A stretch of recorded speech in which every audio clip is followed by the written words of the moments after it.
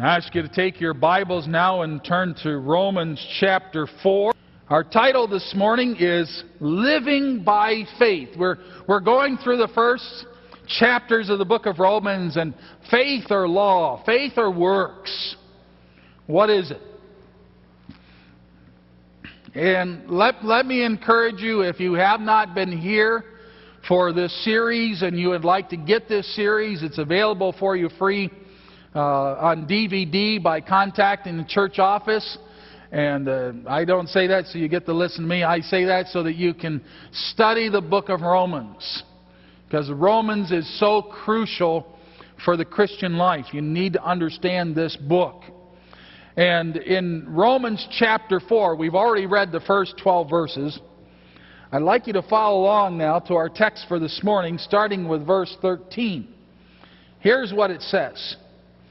For the promise that he should be the heir of the world was not to Abraham or to his seed through the law, but through the righteousness of faith. For if they which are of the law be heirs, faith is made void, and the promise made of none effect. Because the law works wrath, where no law is, there is no transgression. Therefore it is of faith, that it might be by grace, to the end of the promise might be sure to all the seed, not to that only which is of the law, but also to that which is of the faith of Abraham, who is the father of us all. As it is written, I have made you a father of many nations, before him whom he believed, even God, who quickened the dead and called those things which be not as though they were. Let's pray again together. Father, now before we open your word, we just want to quickly ask your blessing, not only to our hearing and understanding of the text, but also the preaching of this text. And Father, may we learn from it and glean from it this morning, and we'll give you the praise and thanks in all that you do, because you're a faithful God. For we pray this and thank you in Jesus' name. Amen. Now, the first thing we need to understand is the overall theme of the book of Romans. Somebody tell me, what is the theme of the book of Romans? Gospel of God. Say it with me. The gospel of God. That was just check, make sure you're wide awake. You are, okay. You passed that test. The gospel of God. Chapters 1, 2, and 3 is why we need the gospel. Beginning with chapter 4 down through verse 6 is how the gospel works. How is a person saved? We're just in the first chapter of it. And then chapter 7 through 16 is how the gospel's lived. How it affects our living. The gospel of God. Today we're going to look at living by faith. Do we live by faith, or do we live by works? Do we live by law? Actually, that's my question. I want to ask you the question. How do you live? See, if I asked you this morning, if I went around the room this morning, probably almost, if not all of you, would say, I'm saved by faith. I believe in salvation by faith. That's good. Now my question for you is this. Do you live by faith? Do you live by faith? I know many Christians that are saved by faith, but they live by the law. They live by works. Well, I don't need works to save me. I'm saved by faith. But now, I got to spend all my life making sure I do this and this and this and this and this. Now, you do this and this and this. Or don't do. But what's the reason? Is it because what you believe? Or is it just an outward thing that you do? It's like my favorite little boy. I think it was Calvin and Hobbes. And Calvin was bad, and he got stood in the corner. And his mother said, stand there and don't sit down. And he says, I'm standing on the outside, but I'm sitting on the inside. See, God is not so concerned. He is concerned, but not so concerned about what you do on the outside, but what do you do on the inside? What do you do where no one can see and no one knows? So do we live by faith? Or do we live by the law? Let's look at several things. Let's look at, first of all, the promise. Scripture tells us how to do this.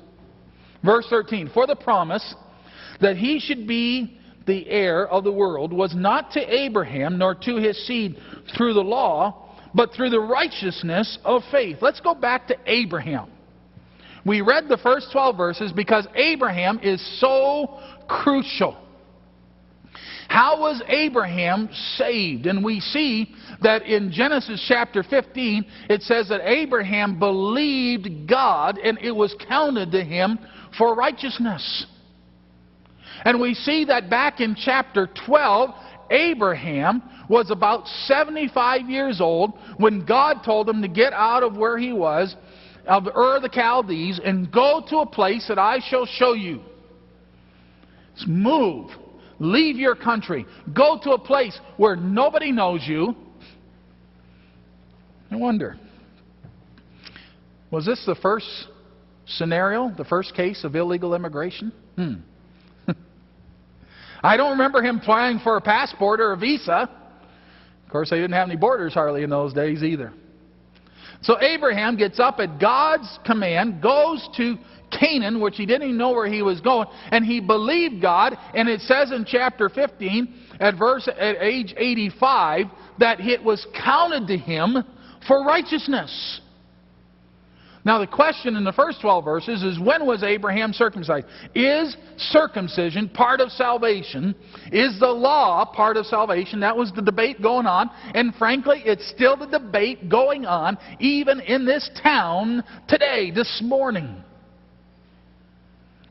Did he follow the law in order to be saved? Well, the funny thing is, Abraham was not circumcised until he was 100 years old, 99 years old. So there were 14 years between when he was saved and when he was circumcised. So obviously, his salvation was not of works. It was not of the law. Now, question here. For the promise that he should be the heir of the world, was it to Abraham and to his seed through the law? Well, there's only one problem. The law didn't exist yet. The law didn't exist. Circumcision didn't exist yet in Romans chapter 12. It was 24 years away. It did not exist in Genesis chapter 12. It did not exist in Genesis chapter 15.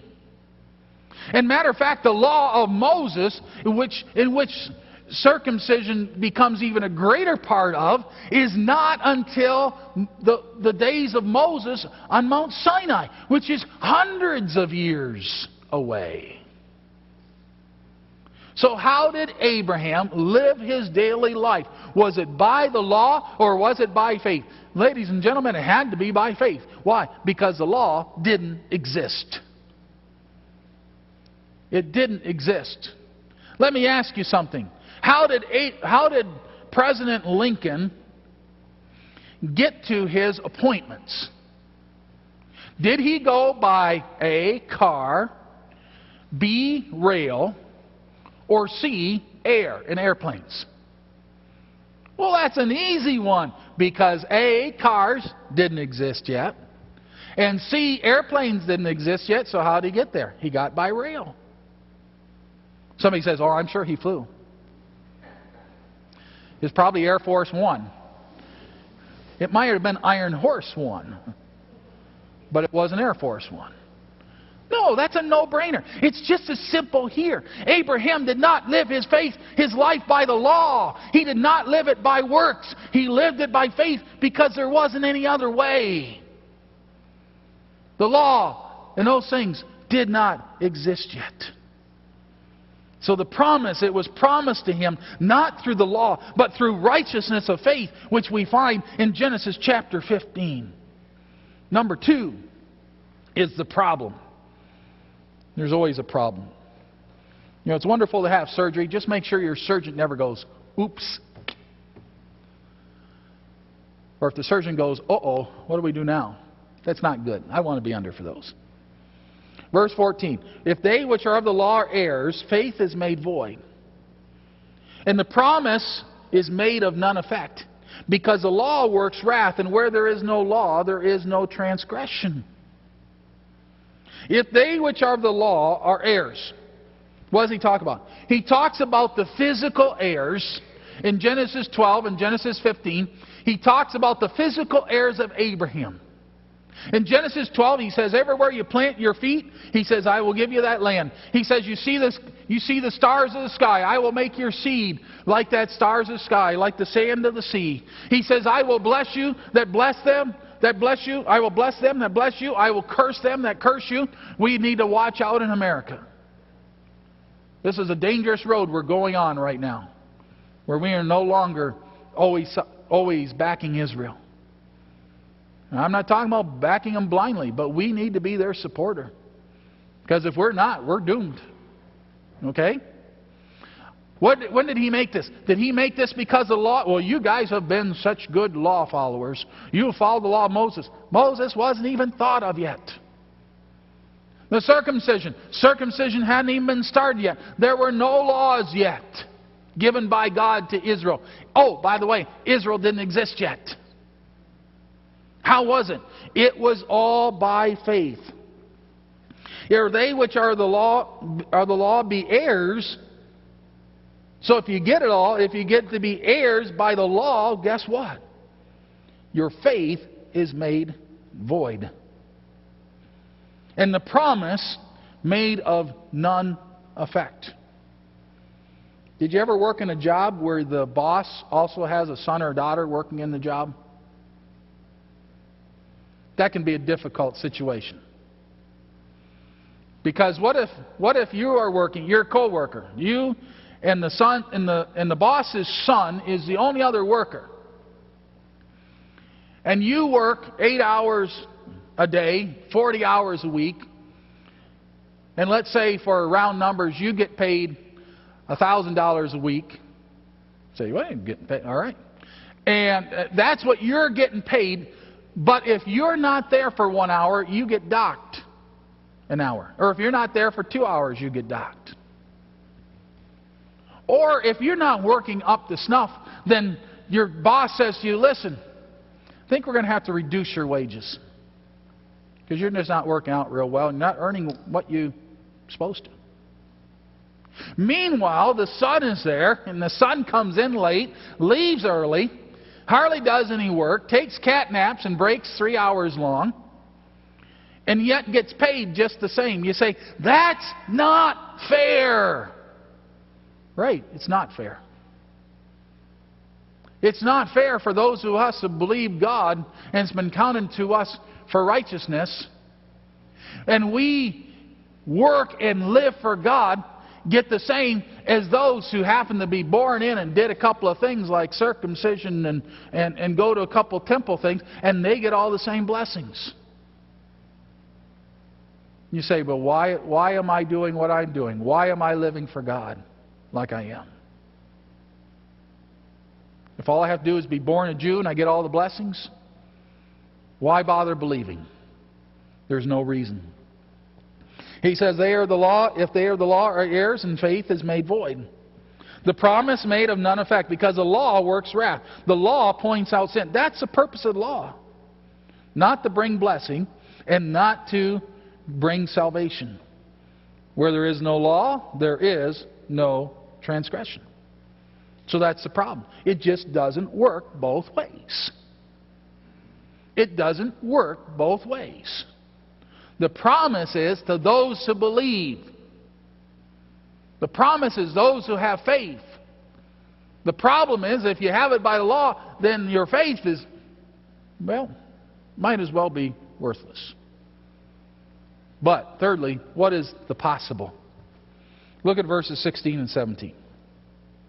Therefore, it is of faith, that it might be by grace, to the end that the promise might be sure to all the seed.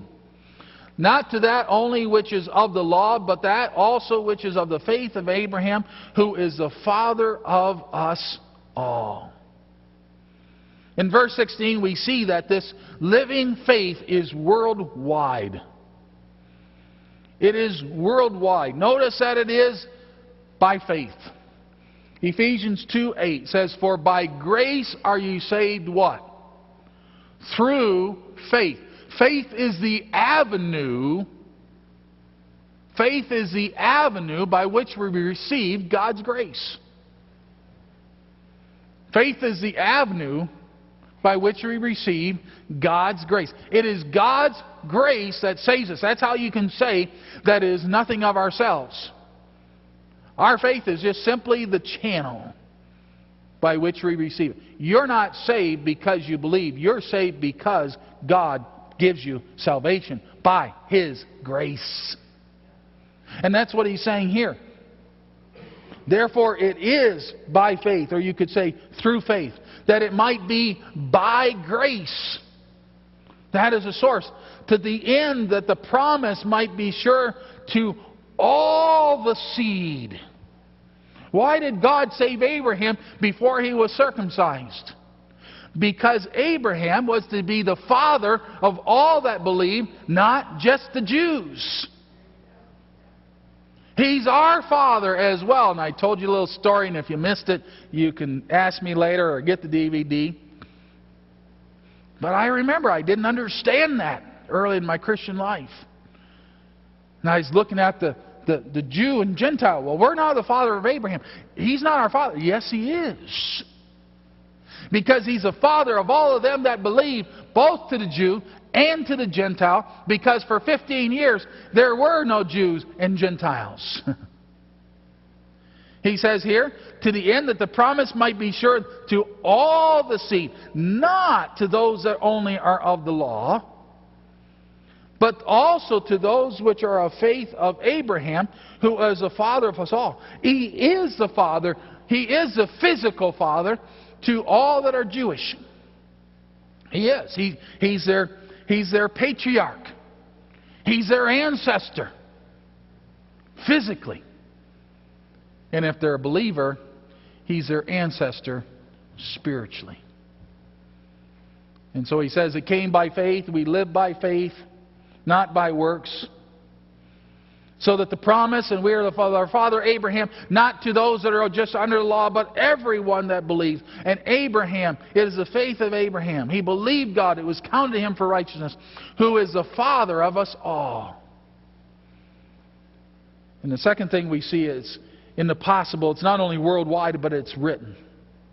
There's a verse in Genesis 17:5. I want you to see that again. It says, neither shall your name anymore be called Abraham, but your name shall be Abraham. Now notice this last phrase. This is what Paul quotes here in Romans. For a father of many nations have I made you. The Islamic nations are not Abraham's seed by faith. They do not believe in Jehovah. They do not believe in the same God that you and I believe in. Allah and Yahweh are two different gods. Understand that. But they are His physical seed through Ishmael. And so therefore, He is a physical father of many nations. But He's also the spiritual father of all them that believe. And what it is here, it's all of faith. None of this happened after circumcision. None of this happened after the law. It all came before circumcision. It all came before the law. So everything He did was based not on works, but based on the law, or based on faith. As it is written, I have made you a father of many nations. Before Him, who He believed, even God. Who's His faith in? His faith is in God, who quickens the dead and calls those things which be not as though they were. Let me ask you something. If you're living by works, if you're living by the law, who is your God? Let me tell you something. Your God is yourself. Your God is man. Your God is the flesh. When my daughter was in Bible college at a non-Baptist college in Florida a few years ago, there was one preacher that came in one day and said, women should never wear pantyhose. Makes their legs too sexy. It's ungodly. That you girls should never do that. I think that was in the book of 2 Opinions, chapter 2, verse 6. And then she said a funny thing. The next week, another preacher said, ladies, you should wear pantyhose because your legs should be covered. And it makes you look more modest. So they decided what to do. One leg, they had a stocking on, and one leg they didn't. It's the only way. Why? Because it was a man-made law. It was a man-made rule. And one guy comes in with no biblical backing and says, you got to do this. And someone else. That's why I stay away from those things. You know why? Because they're man-made. They're man-made. What I preach is the Word of God. And I never go wrong when I do that. Stick to the Word. That's what he's talking about here. How was Abraham's life? Was it by the law or was it by faith? It was by faith. It is possible. Because He is a God that not only lives, but He has raised the dead, and He's made the dead to be living as though they were never dead. It's amazing how it can be. Now let me ask you this. Are you saved by faith this morning? How have you been saved? Have you been saved by faith? Praise God. That's a momentary experience. Now let me ask you the next part. How are you living? Are you living by faith? If you want a bunch of rules and a bunch of do's and don'ts, they are available, and there's a lot of people who will give them to you. But you can't trust them. Okay? You can't trust them. But if you want to live by faith, there's this book. And you can trust it with your very life. Let's bow together. I want you to ask yourself this question. How are you living? How are you living? Are you living by faith? It's easy to have 10 rules. Oh, I obeyed all 10 rules, so I must be righteous. You can obey 100 rules and be a wicked sinner.